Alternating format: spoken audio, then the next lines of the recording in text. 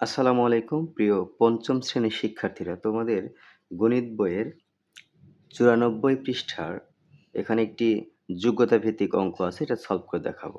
সুখীপুর গ্রামের মোট জনসংখ্যা 1280 জন, তার মধ্যে 80% লোক কৃষিজীবী।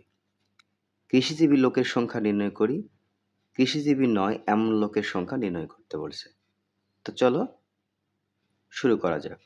3 ক। তো শুরুতেই আমরা লিখতে পারি, যেহেতু 80% লোক কৃষিজীবী, দেখো 80% লোক কৃষিজীবী। 80% লোক কৃষিজীবী কথাটির অর্থ হলো 100 জন লোকের মধ্যে 80 জন কৃষিজীবী। ওকে, তাহলে লিখতে পারি অর্থাৎ দিয়ে লিখতে পারি অর্থাৎ অর্থাৎ 100 জনের মধ্যে কৃষিজীবী 100 জনের মধ্যে কৃষিজীবী 80 জন। সুতরাং একজনের মধ্যে কৃষিজীবী কম হবে, তাহলে 80 উপরে আর 100 হলো নিচে। সুতরাং মোট জনসংখ্যা দেওয়া আছে 1280 জন, তাহলে 1280 জনের মধ্যে কৃষিজীবী অবশ্যই বেশি হবে, তো 80 গুণ 1280, নিচে হলো কত 100। এটা কাটাকাটি করলেই হয়ে যাবে। দেখো আমি এই শূন্য কেটে দিলাম আর এই শূন্য কেটে দিলাম, তো নিচে কিছু নেই। 128 আর 8 গুণ করব। গুণ করলে কত হয়? 8 8 64, 4 হাত আছে 6, 8 দুগুণে 16 আর 6 কত 22 এর 2 হাত আছে 2, 8 একে 8 আর 8 একে 8 আর 10।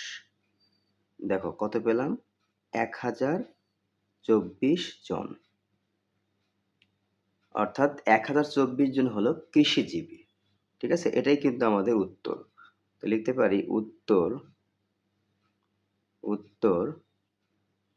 1024 জন। তো ক নাম্বার শেষ। খ নাম্বার কি বলেছে? এই যে কৃষিজীবী নয় এমন লোকের সংখ্যা নির্ণয় করতে হবে।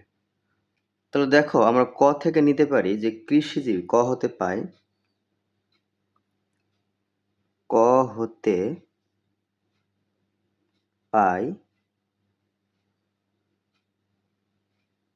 কৃষিজীবী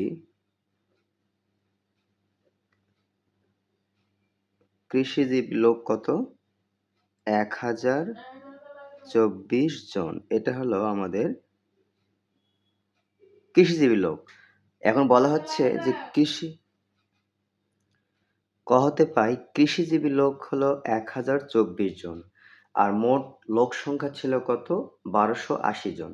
তো 1280 জন থেকে এই কৃষিজীবী লোক হলো 1024, এটা বিয়োগ করে দিলেই কিন্তু আমরা পেয়ে যাব যে কৃষিজীবী নয় এমন লোকের সংখ্যা পেয়ে যাব। ঠিক আছে, তো এখন এখানে বিয়োগ করে দেব। লিখতে পারি সুতরাং